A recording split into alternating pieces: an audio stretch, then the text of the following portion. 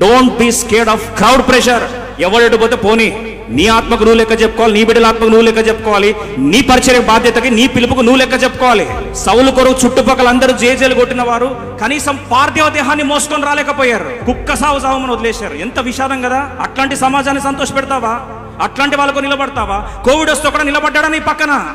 ఎన్ని సమాధులు చేస్తాం మాకు తెలుసండి. సమాధుల కొరకు చివరికి బంధువులు బాడీని ముట్టడానికి నిరాకరించారు. అట్లాంటి బంధువులు ప్లీజ్ చేసుకుంటూ బతికినావు జీవితం అంతా. చివరికి ఒక శవమని కనీసం ఆఖరి చూపులు చూడడానికి కూడా కట్టుకున్న భార్యలు కానీ పిల్లలు కానీ రాలేని, నోచుకోలేని నిస్సహాయ స్థితిలో సమాజం ఉంటే ఆ సమాజం కొరకు how dare you compromise God's relationship with you. Saul జరిగిన విషాదం ఏంటంటే క్రౌడ్ ప్రెషర్ లోన్ అయిపోయాడు. ఆ రోజు దేవుడు అన్నాడు, నా హృదయానుసారాన్ని ఇంకొని తెచ్చేసుకున్నా. ఆయన క్రౌడ్కి భయపడాడు. మనుషులు సంతోషపెట్టే నైజం దావీదుకి లేదు. నీ చాప్టర్ క్లోజ్. నీ ప్రాణం పెట్టిన దేవుడు నేను ఎప్పుడు విడిచిపెట్టలేదు. అనాథగా నేను చేయలేదు. ఆ దేవుని నమ్ముకో. ఆ దేవుని చిత్తాన్ని చేయడానికి ఇష్టపడు.